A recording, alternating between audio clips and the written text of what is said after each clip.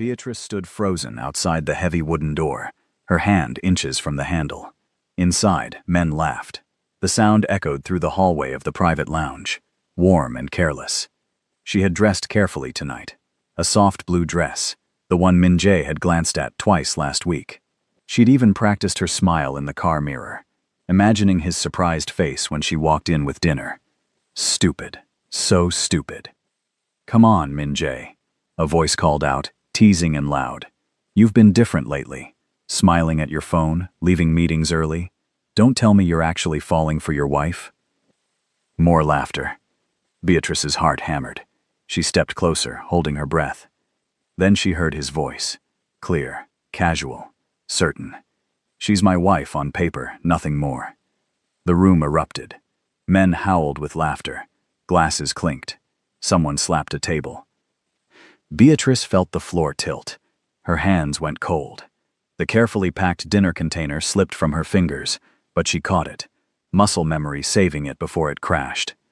She took one step back, then another. Her heels made no sound on the carpeted floor. Nobody inside heard her leaving. Nobody knew she'd been there at all. Just like nobody knew her heart was breaking into pieces small enough to slip through her ribs and disappear. She walked to the elevator, pressed the button, and waited. Her reflection stared back from the polished metal doors. Same face, same person. But something fundamental had changed in the last 60 seconds. The elevator arrived. She stepped in. The doors closed. Only then did she let the tears fall. But let me take you back. Back to where this all started. Back to 3 days ago, when Beatrice still believed in miracles. 3 years. That's how long she'd been married to Cha Min-jae. 3 years of living in the same house, eating breakfast at different times, sleeping in separate rooms. 3 years of being a wife only when guests visited or business required it. The marriage had been arranged. His family needed him settled, respectable. She'd needed a visa extension to finish her graduate work. A transaction, clean and clear. Or so she'd thought. But somewhere in those 3 years, Beatrice had made a terrible mistake. She'd started hoping. Tuesday evening, 3 days before the dinner incident, had been ordinary. Beatrice came home from her cafe, the small business she'd built quietly on the east side of Seoul.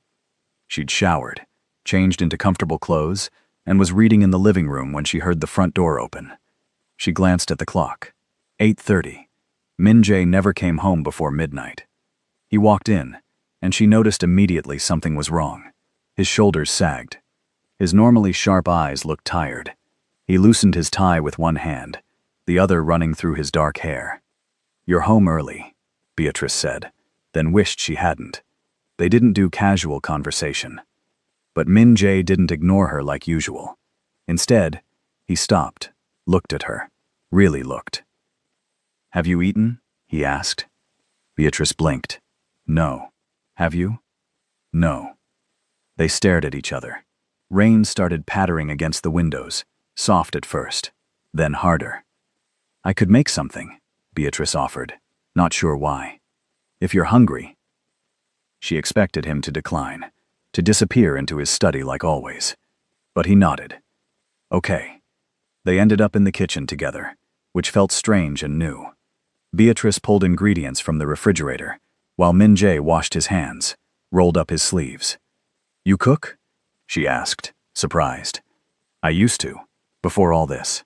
He gestured vaguely, meaning his life, his business, everything that kept him away. They made kimchi fried rice together. Simple, easy. But standing side by side at the counter, their hands brushed twice. The second time, neither of them pulled away quickly. "Hey, I know you're enjoying this story, and trust me, it gets even more intense. But before we continue, do me a quick favor. Hit that subscribe button right now and turn on notifications. You don't want to miss what happens next, because Beatrice's next move will shock you. Seriously, subscribe now. Let's get back to the story." The rice sizzled in the pan.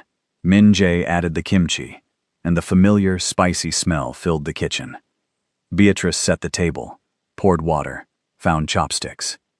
They sat down across from each other. The rain poured outside, creating a bubble of sound that somehow made the silence between them comfortable instead of awkward.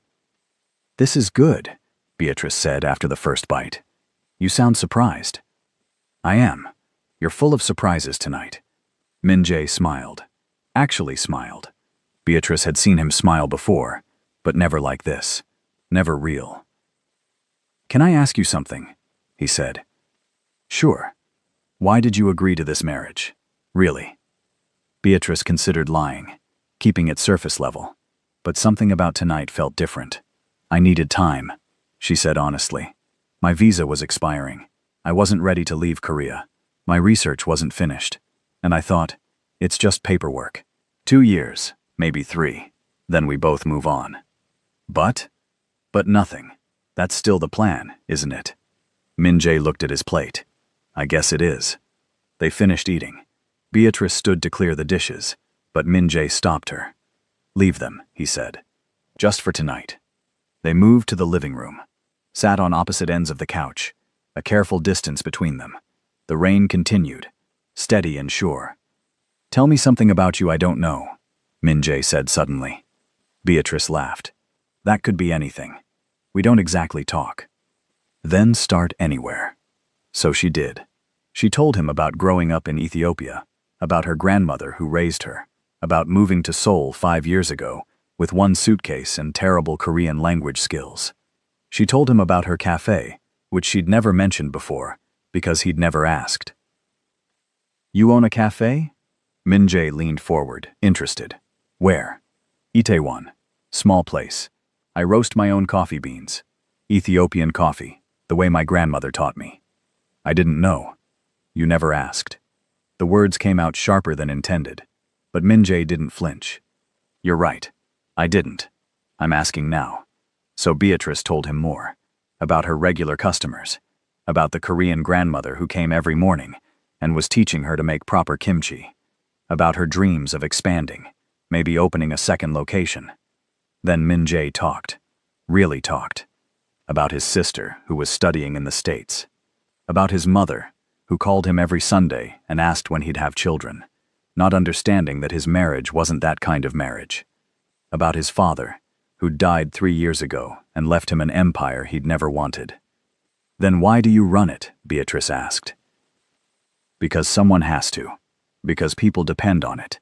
Because I don't know who I'd be if I didn't. The honesty startled her. This wasn't the cold, distant man she'd lived with for 3 years. This was someone real. Someone complicated and tired, and maybe just as lonely as she was. The night stretched on. They talked about everything and nothing. Music they loved, places they wanted to visit, stupid things that made them laugh. Beatrice couldn't remember the last time she'd laughed like this. Around midnight, Min-jae yawned. I should let you sleep. But neither of them moved. Min-jae, Beatrice said softly. Why tonight? Why are you suddenly here? He was quiet for a long moment. I saw an old couple today. At a restaurant. They must have been married 50 years. And the way the husband looked at his wife when she laughed, it made me think about what I'm missing. What we're missing. Beatrice's heart did something painful in her chest. We could have that, she whispered. Could we? We could try. Min-jae moved closer. Slowly, giving her time to pull away. She didn't. He reached for her hand, laced their fingers together. I'd like to try, he said. That night, for the first time in 3 years, they fell asleep together. No distance, no separate rooms. Just 2 people who'd finally stopped pretending they were strangers. Beatrice woke up Wednesday morning, wrapped in warmth. Min-jae's arm was around her waist, his breathing slow and steady against her neck. She lay still, afraid to move and break whatever spell had been cast. Sunlight filtered through the curtains. Outside, Seoul was waking up, but inside this room, time felt suspended. Finja stirred. His arm tightened slightly around her, and Beatrice wondered if he was awake. Hi, he murmured against her shoulder. Hi. They stayed like that, quiet and close. Beatrice felt hope blooming in her chest, bright and terrifying. Maybe they could really do this. Maybe they could turn their paper marriage into something real. Eventually, Min-jae had to leave for a meeting.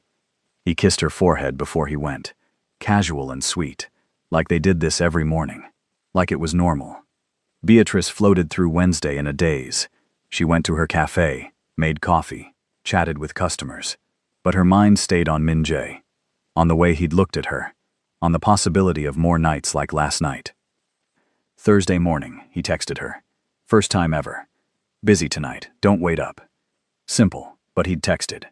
That meant something, didn't it? Beatrice spent Thursday planning. She'd give him space, let him handle his business. But Friday, she decided. Friday she'd do something special. Maybe cook dinner for him. Maybe they'd talk again. Laugh again. Maybe this was the beginning of something beautiful. Friday afternoon, Min Jae's assistant called her. First time for that too. Mrs. Cha, the assistant said, formal and polite. Mr. Cha is hosting a small gathering tonight at the Golden Club. He wanted you to know in case you needed anything. Beatrice's pulse jumped. He'd told his assistant to call her.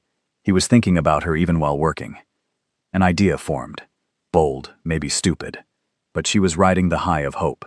She'd surprise him. Bring dinner to the gathering. Nothing dramatic, just a sweet gesture. Show him she supported his work, that she wanted to be part of his life. She spent 2 hours cooking, made his favorite dishes, packed them carefully, changed into the blue dress she'd been saving, put on lipstick, perfume, drove to the Golden Club with her heart racing. Which brought her here, to this moment, standing outside the door, dinner in hand, hearing her husband laugh while telling his friends she meant nothing to him. The cab ride home blurred. Beatrice stared out the window, seeing nothing. Soul's lights streaked past like tears. She walked into their house. Their house. When had she started thinking of it that way? The dishes from Tuesday night were still in the sink. Min Jae had said to leave them, just for that night. She'd left them there as a reminder. A good memory. Now they looked pathetic. Beatrice washed them carefully, dried them, put them away. Then she walked to the bedroom, the one they'd shared for exactly one night, and began packing Min Jae's things back into his own room. She worked methodically. His pillow, his phone charger, the book he'd been reading, every trace of him, removed. When the room looked like hers again, only hers, she sat on the bed and finally let herself cry properly. Big, ugly sobs that shook her whole body. She cried for the hope she'd felt, for the stupid, naive part of her that had believed one good night could change 3 years of indifference, for the woman she'd been 3 hours ago, smiling in her car mirror, practicing her entrance. She cried until she had nothing left. Then she got up, washed her face, and made a decision. She was done. Done hoping, done waiting, done being a wife on paper while her heart kept trying to make it real. She pulled out her laptop and booked a flight. One way to Lagos, Nigeria, where her cousin lived. 2 weeks from now. That would give her time to tie up loose ends. Sell the cafe. Close her bank accounts. Pack her life. Leave. The front door opened around 2 in the morning. Beatrice heard Min Jae come in. Heard him walk through the house. His footsteps paused outside her bedroom door. She held her breath. He knocked softly. "Beatrice, you awake?" She stayed silent. After a moment, his footsteps retreated. A door closed down the hall. His room. Good. He'd noticed. Beatrice rolled over and stared at the ceiling. 2 weeks. She could survive 2 weeks. She'd survived 3 years, after all. What was 2 more weeks? Saturday morning. Beatrice woke early and left the house before Min Jae got up. She went to her cafe and told her manager, a sweet Korean woman named Mrs. Park, that she needed to sell. Sell? Mrs. Park looked shocked. But why? Business is good. I'm going home. Back to Nigeria. Does your husband know? He will. Beatrice spent the weekend avoiding home. She stayed at the cafe late, visited friends, slept on her friend Jennifer's couch Sunday night. Jennifer, another African woman studying in Seoul, didn't ask questions, just gave her space and ice cream. Monday morning, Beatrice finally went home to change clothes. Min Jae was in the kitchen, making coffee. He looked up when she walked in. "Where were you?" I called. "Out." "All weekend?" "Yes." She moved to walk past him, but he caught her arm gently. "Beatrice, what's wrong? Did something happen?" She looked at his hand on her arm. He let go. "Nothing's wrong," she said calmly. Everything is exactly what it's always been. Confusion flickered across his face. I don't understand. You don't need to. She walked to her room, changed quickly, and left again. She heard him call her name, but didn't stop. Let him be confused. Let him wonder. It didn't matter anymore. Tuesday, she met with a lawyer about selling the cafe, got her papers in order, transferred money to her Nigerian account. Wednesday, she started packing. Just small things at first. Photos, books, things Min-jae wouldn't notice missing. Thursday evening, she came home to find Min-jae waiting in the living room. We need to talk, he said. I'm tired. Beatrice, please. You've been avoiding me for a week. Something's wrong. She set down her bag and looked at him. Really looked. He seemed worried, stressed, like he actually cared. But he'd seemed caring that Tuesday night too. And look how that had turned out. I'm fine, she said. Just busy. Busy with what? My life. Your life? We live together. We're married. The laugh escaped before she could stop it, sharp and bitter. Min-jae flinched. What does that mean? It means exactly what you think it means. I don't understand what happened. Things were good. Last week we talked. We actually connected. And now you're acting like I don't exist. Beatrice felt anger rise, hot and bright. You don't understand? Really? No, I don't. Friday night, the Golden Club. Does that ring a bell? His face went blank. I had a business meeting. I know, I was there. You were? I didn't see you. I didn't come in, but I heard you. She watched understanding dawn slowly, watched the color drain from his face. Beatrice, he started. She's my wife, on paper, nothing more. She quoted his words back to him, her voice steady. That's what you said, while your friends laughed. I can explain. Don't bother. You said what you meant. I finally heard the truth. I should probably thank you for that. It wasn't like that. Then what was it like, Min-jae? Explain it to me. He opened his mouth, closed it, struggled. Beatrice nodded. That's what I thought. Good night. She walked away, leaving him standing there. Friday morning, exactly 1 week after the incident, Min-jae knocked on her bedroom door before dawn. Beatrice, I know you're awake. She was. She'd barely slept all week. Please, let me explain. Go away. I made a mistake. Yes, you did. You married me, and wasted 3 years of my life. Silence. Then, quietly. Is that really what you think? It's what I know. She heard him slide down the door, sitting on the other side. That night, he said through the wood, when they asked me about you, I panicked. I'd been thinking about you all week, about us, and it scared me. So I said the stupidest thing I could possibly say. I pushed you away before you could push me away first. Beatrice closed her eyes. It was cowardice, Min-jae continued, and cruelty, and I'm sorry. I'm so sorry. Sorry doesn't fix this. What can I do? Tell me how to fix this. You can't. She heard him stand, heard him walk away. Part of her wanted to open the door, to let him explain more. But the bigger part, the part that had heard him laugh, couldn't do it. Wouldn't do it. Saturday, Beatrice finalized the sale of her cafe. Mrs. Park bought it, tears in her eyes. You're making a mistake, Mrs. Park said. Maybe, but it's mine to make. Sunday, 1 week until her flight, Beatrice's phone rang. Min-jae's sister, Cha Yuna, calling from the States. Unnie, Yuna said. She'd started calling Beatrice that last year. Sister, what's going on? Min-jae called me. He sounds terrible. Ask him. I did. He won't tell me.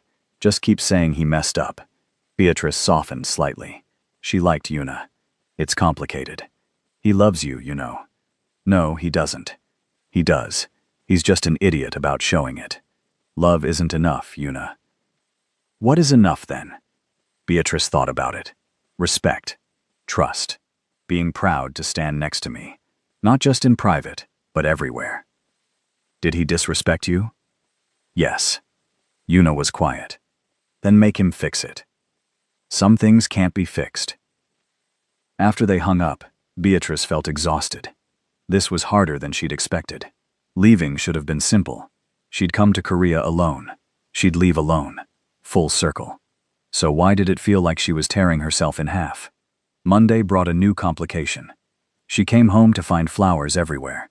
The living room, the kitchen, her bedroom door. Hundreds of flowers. Min Jae sat in the middle of them, looking ridiculous and desperate. "I don't want flowers," Beatrice said. "I know, but I didn't know what else to do. Try nothing. Nothing would be good. I can't do nothing. Not when you're leaving." She froze. "How did you know?" "Your flight confirmation. You left your laptop open. You went through my things?" "I was desperate. I knew something was wrong, but you wouldn't talk to me. So yes, I looked. And I found a one-way ticket to Lagos for this Sunday." "That's none of your business. You're my wife. It's absolutely my business."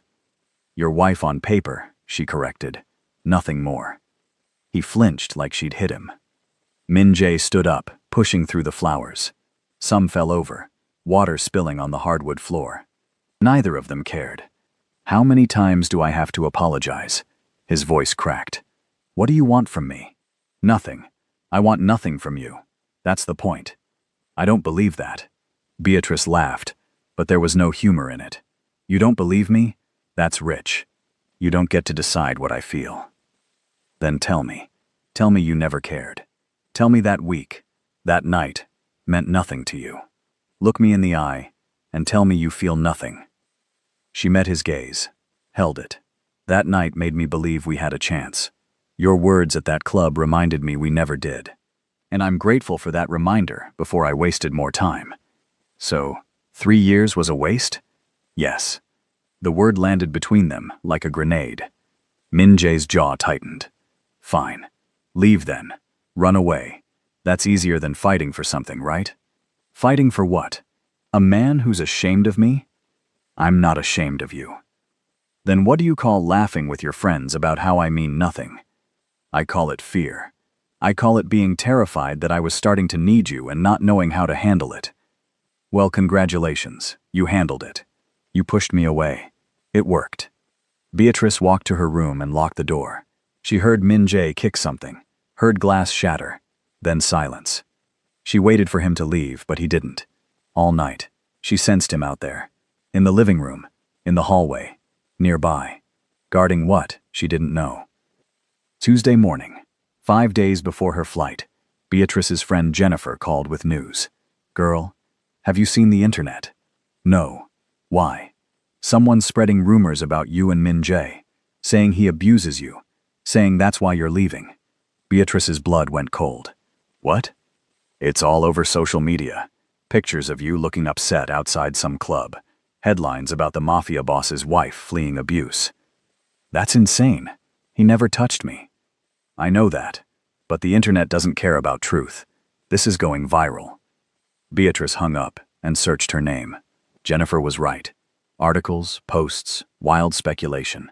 Someone had photographed her outside the Golden Club that night, catching her distressed expression. The narrative had spiraled from there. Min Jae appeared in her doorway. She hadn't heard him approach. "I know about the rumors," he said. "Did you start them? Is this some ploy to make me stay?" He looked offended. "You really think I'd do that?" "I don't know what you'd do anymore. It's Lee Jin-suk, my political rival. He's been waiting for ammunition against me and he found it. So fix it." "I'm trying, but nothing I say will matter if you leave. That'll just confirm the story." Beatrice shook her head. "This is exactly what I didn't want. Drama, scandal. I just wanted a quiet exit." "Then don't exit. You can't be serious." Min Jae stepped closer. "Stay, even if you hate me, even if we go back to being strangers. Just stay long enough to kill the story, please." "Why should I help you?" "Because those rumors hurt you too. They're calling you a victim. Is that how you want to be remembered in Seoul? As someone who ran away scared?" He had a point. Beatrice hated that he had a point. 2 weeks, she said finally. "I'll stay 2 more weeks after my original flight date. We'll appear together a few times, act normal. Then I leave, and you tell people it's mutual, that I'm going home for family reasons. 1 month. 2 weeks, or I leave Sunday as planned." Min-jae calculated, then nodded. Deal. They shook hands like business partners. The irony wasn't lost on Beatrice. Wednesday, they did their first public appearance. A charity gala Min-jae's mother was hosting. Beatrice wore a gold dress, Min-jae a dark suit. They arrived together, his hand at the small of her back. To everyone watching, they looked perfect. Smile, Min-jae murmured as cameras flashed. I am smiling. Smile like you mean it. You first. His mother, Mrs. Cha, swept over in a cloud of expensive perfume. She'd never been warm to Beatrice, but tonight she looked almost pleased. Finally, you both came together. People were starting to talk. People are always talking, Mother, Min-jae said smoothly. Well, let them talk about how lovely you look as a couple. Mrs. Cha patted Beatrice's arm. That dress suits you, dear. It was possibly the nicest thing she'd ever said. Beatrice managed a genuine smile. Thank you. They worked the room. Min-jae introduced her to people she'd never met despite 3 years of marriage. Business partners, politicians, old family friends. Each time he said, my wife, with his hand at her waist or shoulder, touching her like she mattered. Beatrice hated how good it felt. Before we go further, I need you to do something. Drop a comment right now and tell me what you think Beatrice should do. Should she give Min-jae another chance or leave Korea for good? Let me know your thoughts below, because this story is about to take a turn you won't see coming. During dinner, seated at a table with people she didn't know, Beatrice felt her phone buzz. A text from Yuna. You look beautiful tonight. Min-jae looks like he wants to eat you up. Maybe don't leave? Beatrice glanced at Min-jae. He was talking to the man on his right, gesturing as he explained something. He must have felt her looking, because he turned, caught her eye. For a second, something passed between them, something real. Then he looked away, and the moment broke. After dinner, dancing, Min-jae offered his hand. We should, for appearances. Of course, appearances. They moved to the floor. He pulled her close, one hand at her waist, the other holding hers. They swayed to something slow and classical. You're good at this, Beatrice said. My mother made me take lessons for years. I hated every second. It paid off. Did it? She looked up at him. He was already looking down at her. People are watching, she reminded him. Let them. Min-jae, Beatrice. Don't do this. Do what? Act like we're real. We're playing pretend, remember? His hand tightened slightly at her waist. What if I'm not pretending? Then you're a better actor than I thought. The song ended. Beatrice pulled away, but Min-jae caught her hand. One more, he said. We've done our duty. Please. That word, soft and simple, made her stay. They danced again. This time, she let herself relax slightly, let herself remember what it felt like to be held. Just for tonight, just for the performance. When they finally left, around midnight, Beatrice was exhausted. The taxi ride home was quiet. Min-jae stared out his window. She stared out hers. At home, they walked in together. Beatrice headed straight to her room. Thank you, Min-jae said behind her. For tonight. It was part of the deal. Still, thank you. She closed her door without responding. Thursday, Beatrice met with Jennifer for coffee. Her friend looked worried. You're playing with fire. I'm helping kill a rumor, that's all. Did you see the photos from last night? You two look like you're in love. We're good actors. Jennifer gave her a look. Who are you trying to convince? Me or yourself? Both? Neither. I don't know. What did he say that night? The real reason he called you nothing. Beatrice had told Jennifer everything. He said he was scared, that he was falling for me, and panicked. Do you believe him? Does it matter? Yes. Beatrice stirred her coffee. Even if I believe he was scared, even if I understand why he said it, the fact remains that he did say it. When his reputation was on the line, he chose to protect himself and throw me aside. What happens next time he gets scared? Next time his friends question him? Maybe there won't be a next time. Or maybe there will. I can't build a life on maybe. Jennifer nodded slowly. So you're really leaving? After the 2 weeks. Yes. Does he know that? That you're not changing your mind? He should. But does he? Beatrice didn't answer. Friday brought another complication. Min Jae's assistant called with an urgent request. A magazine wanted to do a feature on them. The perfect couple. At home. Intimate. Real. Absolutely not, Beatrice said.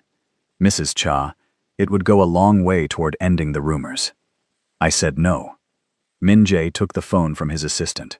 What if we controlled it? Chose the questions. Approved the photos. 1 hour, then they leave. This wasn't part of the deal. The deal was to kill the scandal. This would do that faster than anything else. Beatrice wanted to refuse, but he was right. A positive feature would effectively end the abuse speculation. Fine, but I have conditions. No bedroom photos. No questions about children or future plans. And I approve everything before it runs. Done. The interview was scheduled for Sunday afternoon, 2 days away. Saturday, Beatrice went shopping for something to wear. She was in a boutique in Gangnam when she overheard 2 women talking. Did you see Cha Min-jae and his wife at the gala? So beautiful together. I never understood why we never saw her before. Apparently he's very protective. Keeps her out of the spotlight. Beatrice almost laughed. Protective. That was one word for it. She bought a simple cream sweater and jeans. Comfortable. Casual. Wife at home. Sunday afternoon, the magazine team arrived. A journalist, a photographer, a stylist. They transformed the living room into a set, moving furniture, adjusting lighting. Min Jae came out in dark jeans and a soft gray sweater. He looked younger somehow, less severe. They want us on the couch, he said, looking cozy. Of course they do. They sat. The photographer directed them. Move closer, laugh, look at each other, touch his shoulder, put your hand on her knee. It felt invasive and fake, and Beatrice hated every second. Until the journalist started asking questions. How did you meet? Min Jae answered smoothly. Through mutual friends. I saw her across a room and knew I had to know her. Beatrice raised an eyebrow at the lie. He squeezed her hand in warning. Love at first sight? The journalist pressed. Something like that, Beatrice said. He was persistent. I had to be. She's extraordinary. She's the bravest person I know. Something in Beatrice's chest tightened. The journalist turned to her. And you, Mrs. Cha. Beatrice looked at Min Jae. At his face, familiar now after 3 years. At the scar on his chin from a childhood accident. At the way his hair fell slightly in his eyes. His dedication, she said slowly. When he commits to something, he gives it everything. He doesn't do anything halfway. Except us, she thought. He did us halfway. But Min Jae's expression shifted, like she'd said something profound, instead of polite filler.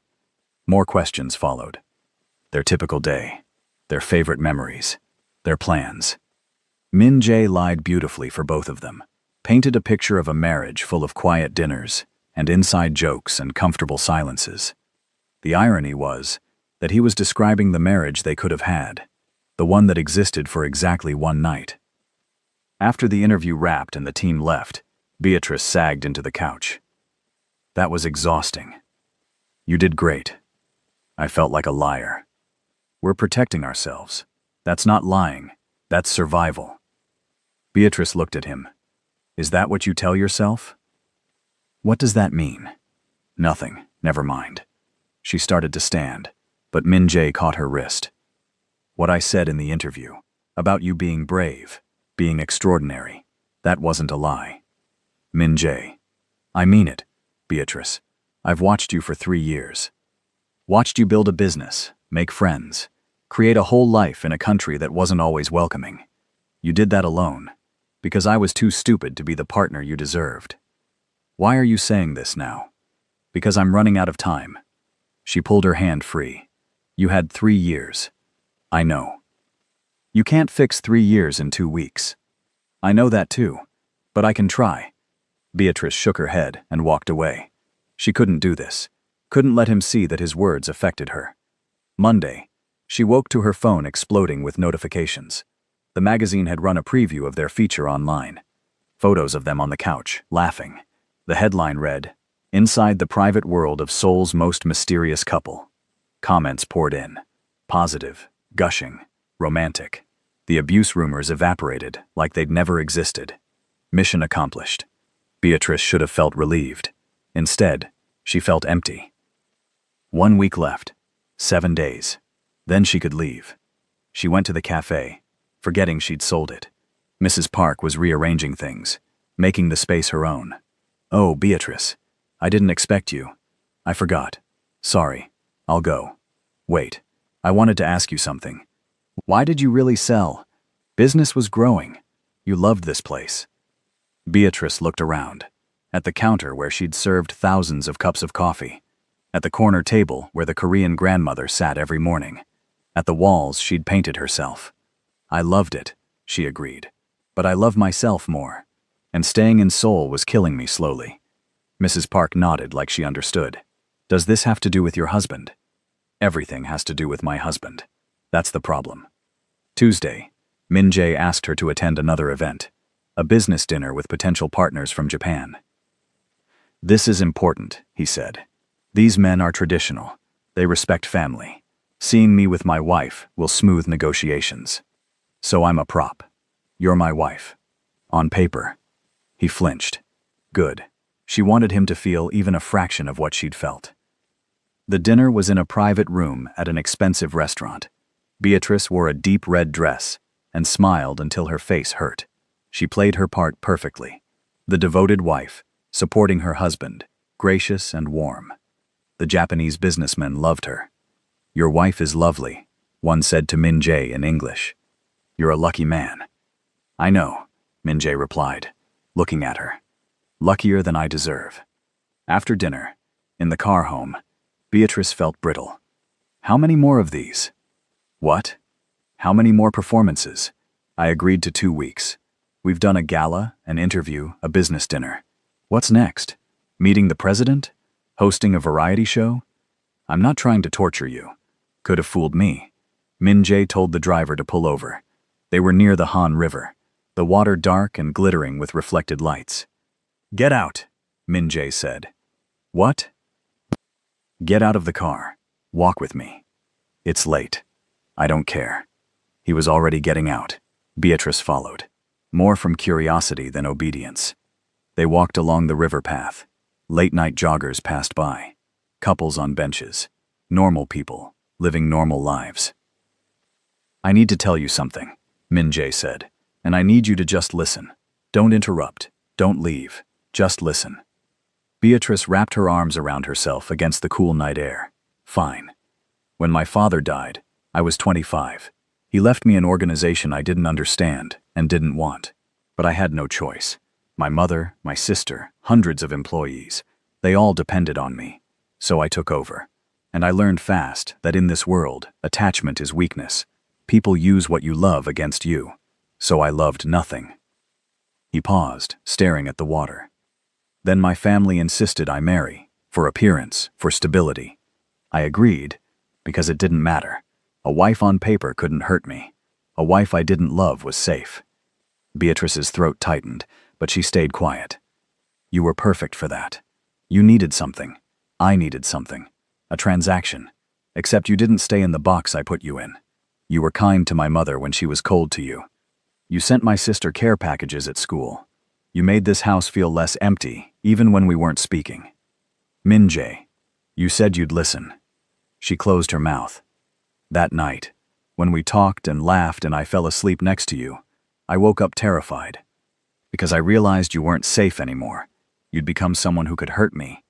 And I've spent 7 years making sure nobody could hurt me. So when my friends asked if I was falling for you, I panicked. I said the cruelest thing I could think of, to convince myself it wasn't true." He turned to face her. "But it was true. It is true. I'm falling for you, Beatrice. Maybe I've been falling since you moved in and reorganized the kitchen and started leaving notes on the coffee maker. Maybe it started when you learned Korean, by watching dramas and laughing at yourself when you got it wrong. Maybe it was watching you build a business from nothing.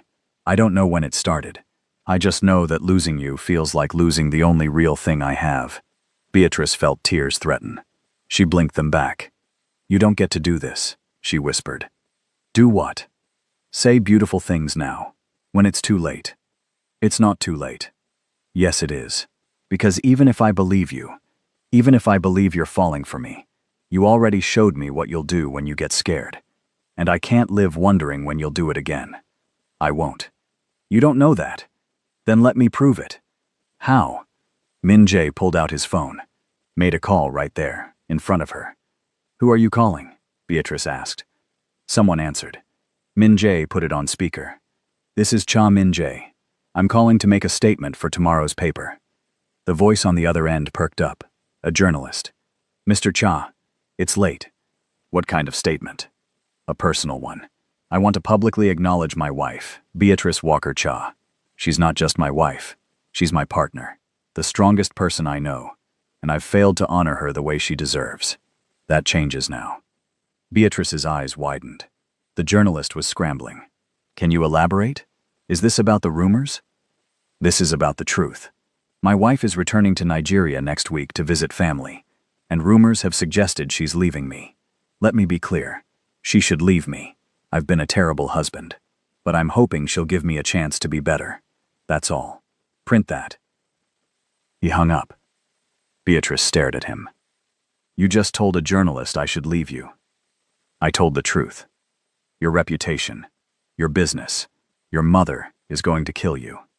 I don't care. Min Jae. I don't care, Beatrice. Not about any of it, not if it costs me you. She didn't know what to say. This wasn't the man she'd married. That man protected his image above everything. Why? She asked. Because you're right. Words aren't enough. So I'm showing you. I'm choosing you over my pride, over my reputation, over everything. Beatrice turned away from him, looking at the river because she couldn't look at his face. The water moved slowly, catching light from the city, turning it into something beautiful. One statement doesn't change 3 years, she said quietly. I know. It doesn't erase what you said. I know that too. Then what do you want from me? Min Jae moved to stand beside her, close but not touching. A chance. Just a chance to prove I can be the husband you deserve. I'm leaving in 6 days. Then give me 6 days. Beatrice closed her eyes. Every logical part of her brain screamed to say no, to protect herself, to leave before he could hurt her again. But a smaller voice, the one that had made her cook dinner that rainy Tuesday, whispered something different. 6 days, she said, but I'm not promising anything, and if at any point I want you gone, you leave. No arguments. Deal. They stood by the river for another moment, then walked back to the car. The ride home was quiet, but it felt different than before, less hostile, more uncertain, like maybe something had shifted. Wednesday morning, Beatrice woke to her phone ringing. Yuna, calling from the States. What did my brother do? My mom just called me screaming about some newspaper statement. Beatrice explained. Yuna listened, then laughed. Oh, he's actually serious. I didn't think he had it in him. Had what in him? The ability to be vulnerable. Our father raised him to think emotions were weakness. I've never seen Min Jae actually put his feelings out there. It might be too late. Is it? Are you still leaving? Yes, probably. I don't know. Yuna was quiet for a moment. Can I tell you something? Something I never told you before because Min Jae made me promise not to. What? 2 years ago, I got into trouble at school. Nothing terrible, but it could have gotten me expelled. Rumors, mean girls, the whole drama. You fixed it. Beatrice frowned. I don't know what you're talking about. Exactly. You didn't even know. Min Jae found out somehow. He told me you'd handled it quietly, talked to the right people, made it go away. He was furious I'd bothered you with my problems, but also grateful in this weird way he couldn't express. Yuna, I really didn't do anything. Check your sent emails from October 2 years ago. Beatrice put Yuna on speaker and opened her email, strolled back, found a thread she'd completely forgotten. A girl from Yuna's school had reached out, explaining a situation. Beatrice had made some calls to people she'd met through Min Jae's connections. Nothing major. She'd forgotten about it entirely. Oh, Beatrice said softly. You didn't even remember, because you weren't doing it for credit. You just did it because you're a good person. And Min Jae knew that. He told me once that you were too good for our family, that we didn't deserve you. He said that? Word for word. Then he told me never to tell you, because it was easier if you didn't expect anything from him. After they hung up, Beatrice sat with this information.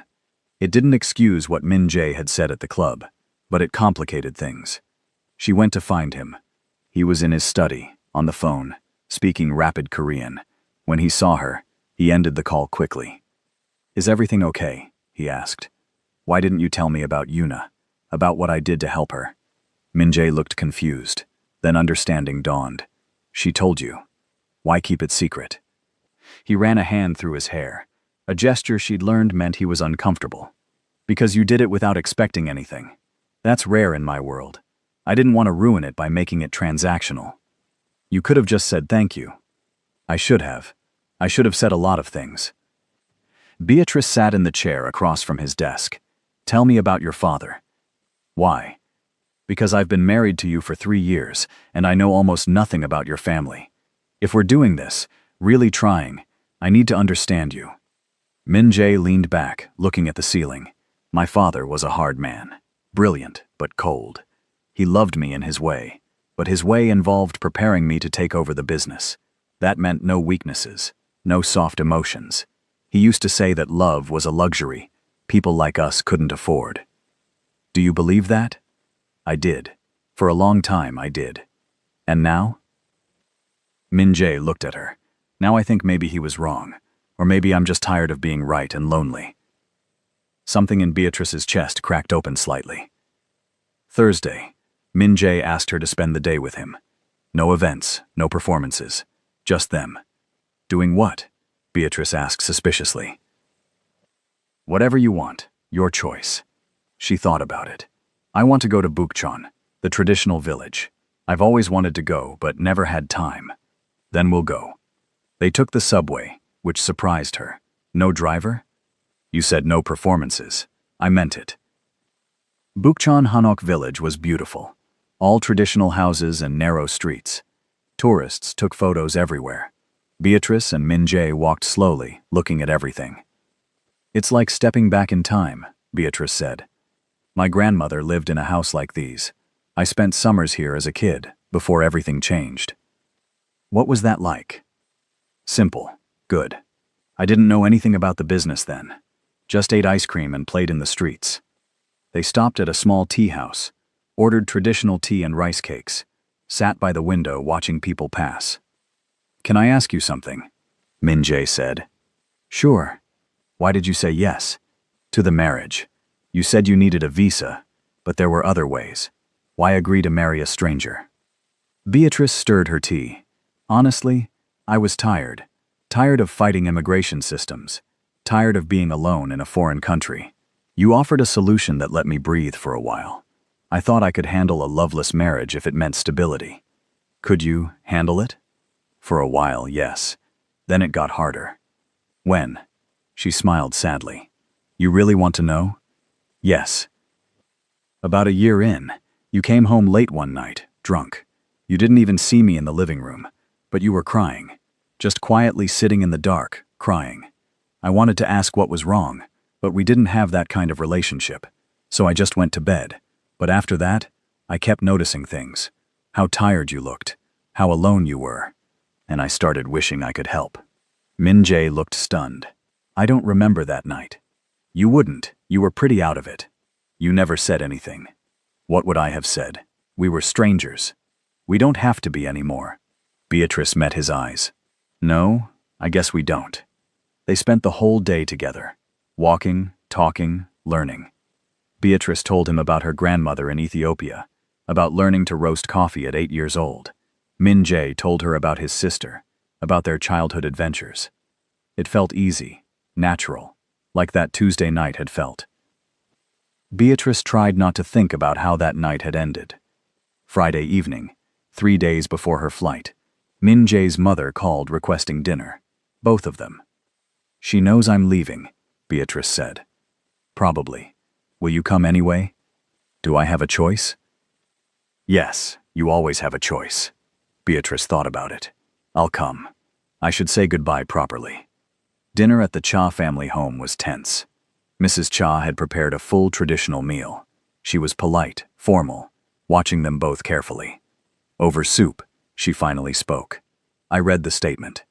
The one in the newspaper. Min-jae nodded. I'm sure you did. It was foolish, exposing yourself like that. It was honest. Mrs. Cha turned to Beatrice. Are you really leaving? That's the plan. Because my son is an idiot, or for other reasons. Beatrice blinked, surprised by the directness. Both, maybe. Mrs. Cha almost smiled. Fair enough. Can I tell you something? Of course. I was arranged to marry Min-jae's father. I didn't love him at first. I wasn't sure I ever would. But over time, we built something. Not passionate romance, but partnership, respect. And in the end, when he died, I realized I had loved him, just not the way movies show love. She paused, setting down her chopsticks. I was cold to you when you married Min-jae, because I thought you were like the other girls who chased him, using him for money and status. I was wrong. You never asked him for anything. You built your own life. That's rare. And precious. Beatrice didn't know what to say. I'm not asking you to stay, Mrs. Cha continued. If you need to go, go. But don't go thinking you're not valued here. Don't go thinking you didn't matter. Because you did. You do. After dinner, in the car home, Beatrice was quiet. You okay? Min-jae asked. Your mother basically just told me she approves of me. After 3 years. She's not great with timing. Apparently it runs in the family. Min-jae laughed. Actually laughed. The sound filled the car, warm and real. Can I help? I'm not sure how to answer that.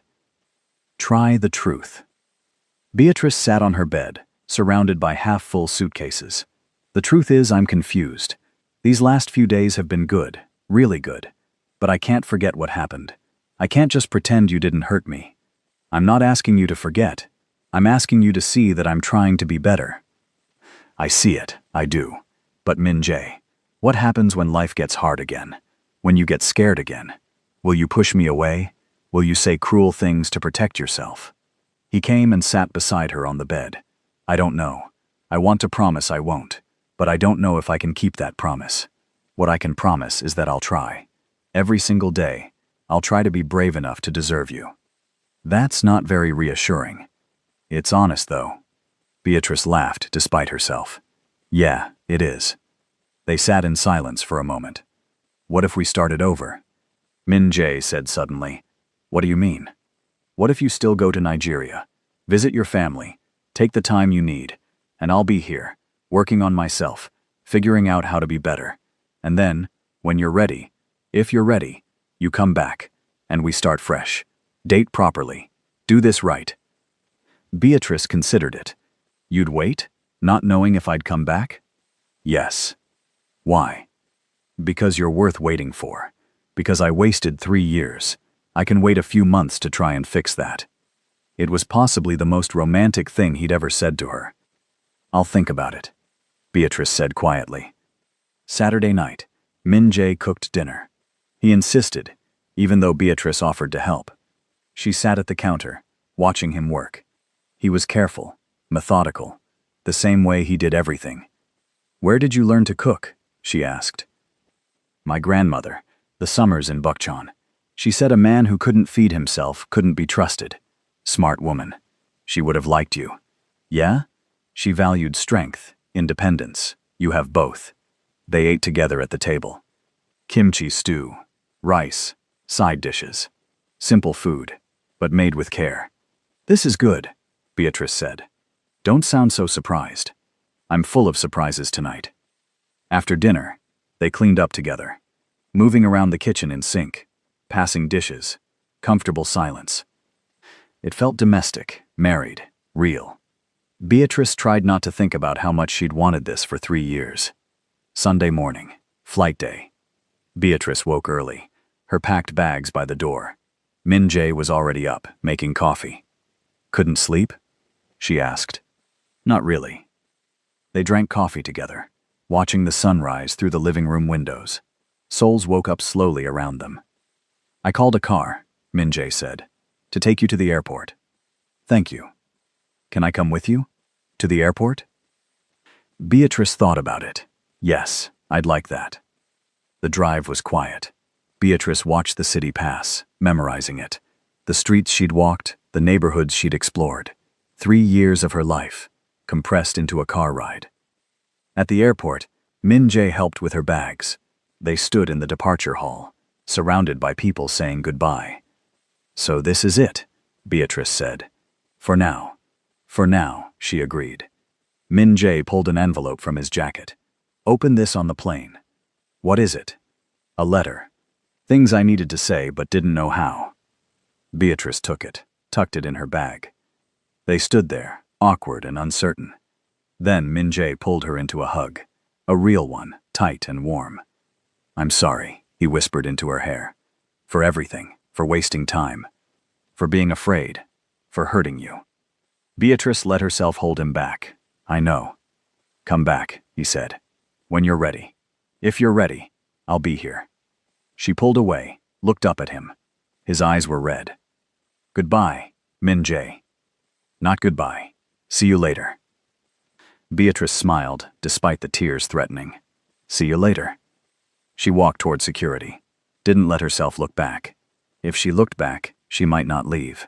And she needed to leave, needed space to think, to heal, to figure out what she really wanted. On the plane, after takeoff, she opened the envelope. Min-jae's handwriting filled several pages.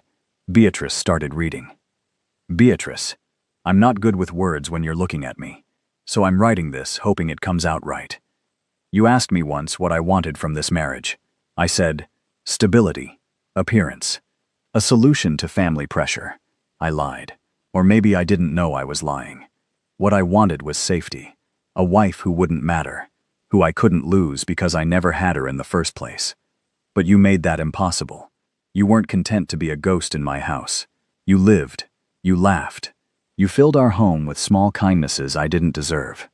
You left notes on the coffee maker. Good morning. Have a good day. Small things that meant everything. You learned Korean by watching dramas and practicing with my mother's housekeeper. You sent my sister care packages and never mentioned it. You protected my family's reputation more than once, asking nothing in return. You built a business with your own hands, while I was too busy to notice. You were everything I didn't know I needed. And when I finally saw it, when I finally felt myself falling for you, I panicked. That night at the Golden Club, when they asked if I was falling for you, I was terrified. Because yes, I was falling. And in my world, falling means getting hurt. So I said the cruelest thing I could think of. I laughed with them. I dismissed you. I protected myself. And I broke you. I've been trying to fix it ever since, but I realize now that maybe it can't be fixed. Maybe I damaged something irreparable. If that's true, I understand. But if there's any chance, any possibility that you could forgive me, I'll wait. I'll work on being braver. On being the kind of man who doesn't run when things get real. I'll become someone worthy of you. And if you come back, I'll spend every day proving that you made the right choice. If you don't come back, I'll understand that too. Either way, thank you. Thank you for 3 years of patience with a man who didn't deserve it. Thank you for seeing something in me worth staying for, even when I couldn't see it myself. Thank you for teaching me that marriage on paper means nothing, but marriage of hearts means everything. I love you, Beatrice Walker. I'm sorry it took me so long to say it. I love your strength, your kindness, your laugh, the way you hum while cooking, the way you fall asleep reading. Everything. I love you. And I'll be here, waiting, hoping you might love me back someday. Min-jae. Beatrice read it 3 times. Tears fell on the pages, smudging the ink slightly. She looked out the airplane window at clouds and sky. And for the first time in months, she smiled. Really smiled. Because she realized something. Min-jae had asked for a chance. For time to prove himself. But time wasn't the issue. The issue was trust. And trust wasn't built through grand gestures or beautiful letters. Trust was built through consistent action. Through showing up, day after day, being the person you promised to be.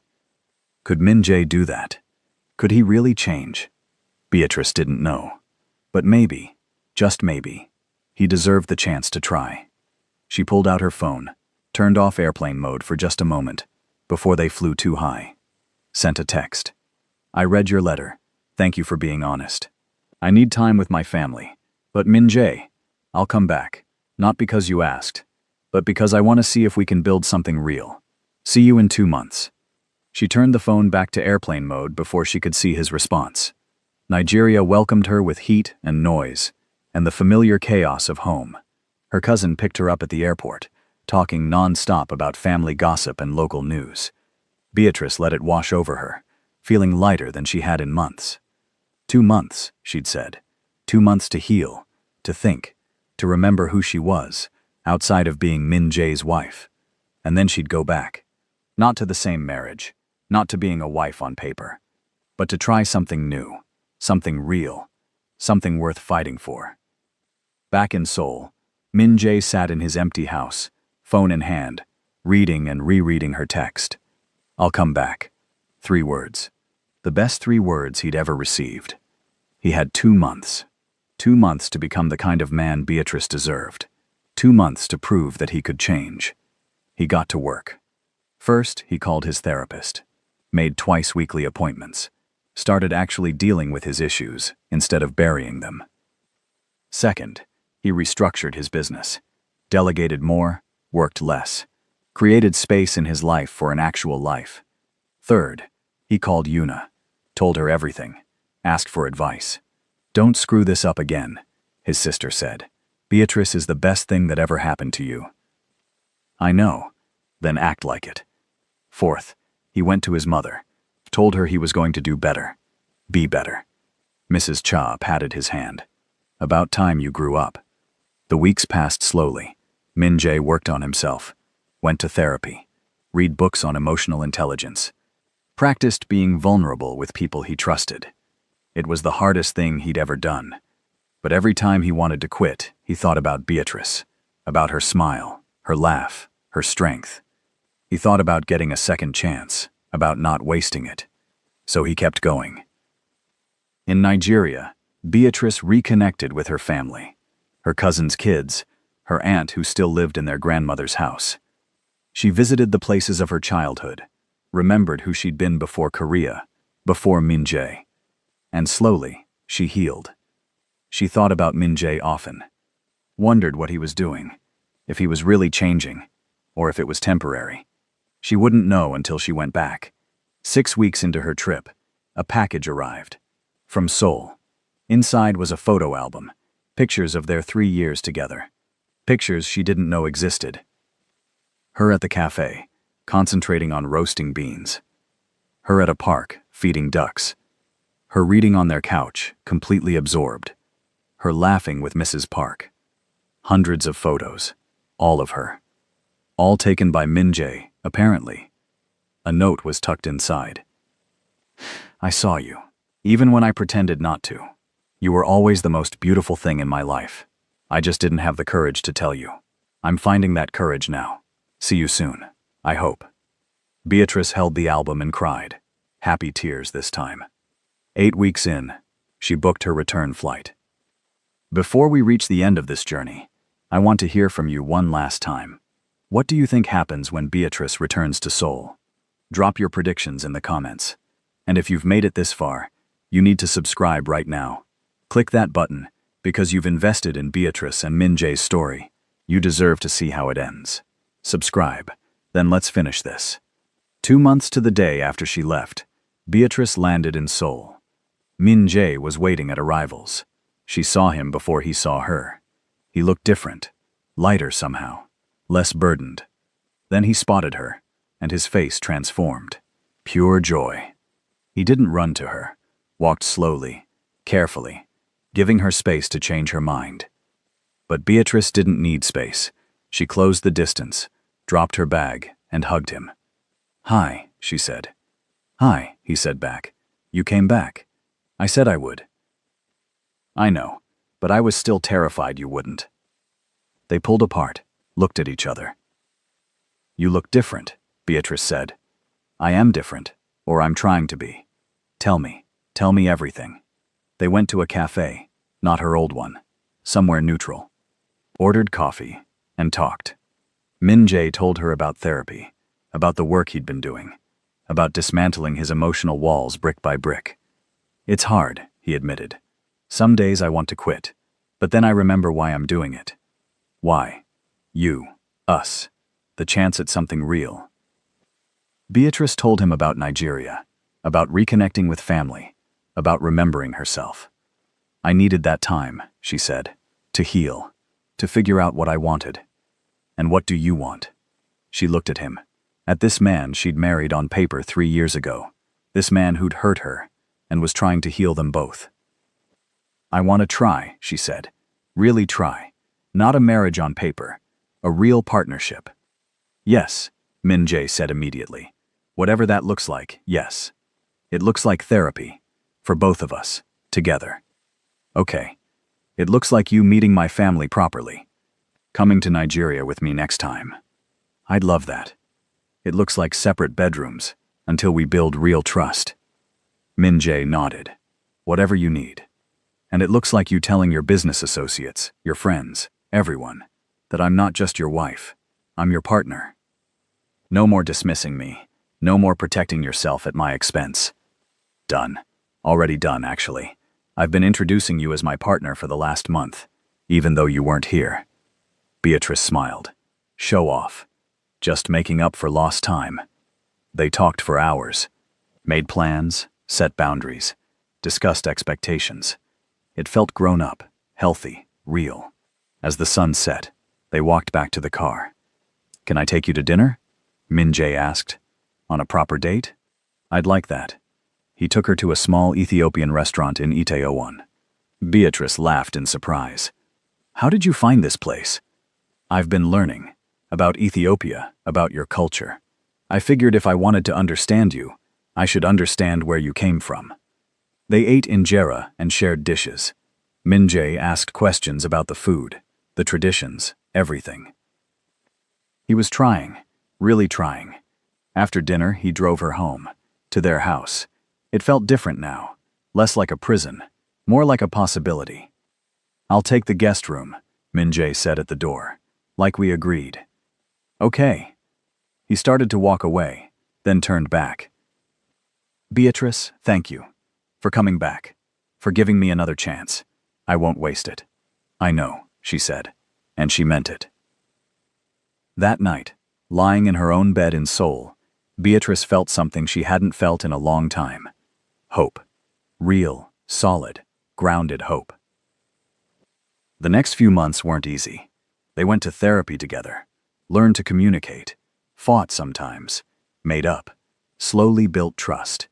Min Jae introduced her proudly at every event, supported her when she decided to open a new cafe, showed up, consistently, day after day. Beatrice learned to voice her needs, to set boundaries, to believe that she deserved a partner who valued her. They went on dates, real dates, movies and museums and long walks by the river. They learned each other slowly, properly, the way they should have from the beginning. 6 months after Beatrice returned, they renewed their vows. A small ceremony, just close family and friends.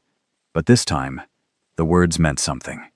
This time, they weren't just signing papers. They were choosing each other, fully, completely. I, Min Jae, take you, Beatrice, to be my wife, not on paper, but in my heart, for real this time. I, Beatrice, take you, Min Jae, to be my husband, my partner, my choice. Mrs. Cha cried. Yuna filmed everything. Their friends cheered.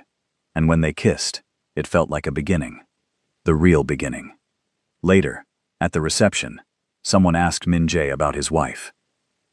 He pulled Beatrice close, looked at her with pure love, and said clearly for everyone to hear, "She's my wife, my partner, my best friend, the love of my life, and I'm the luckiest man in the world." Beatrice smiled up at him. Took you long enough to figure that out? Better late than never? Much better. They danced, surrounded by people who loved them, and for the first time in their marriage, everything felt right. Not perfect, They'd still have hard days, still have to work at it. But real, true, worth fighting for. As the night wound down, Beatrice and Min-jae stood on the balcony, looking at Seoul's lights. Happy? Min-jae asked. Very, Beatrice said. You? Incredibly. He took her hand, laced their fingers together. Thank you, he said softly, for not giving up on me, on us. Thank you for becoming someone worth staying for. They stood in comfortable silence, watching the city. Min-jae? Yeah? I love you.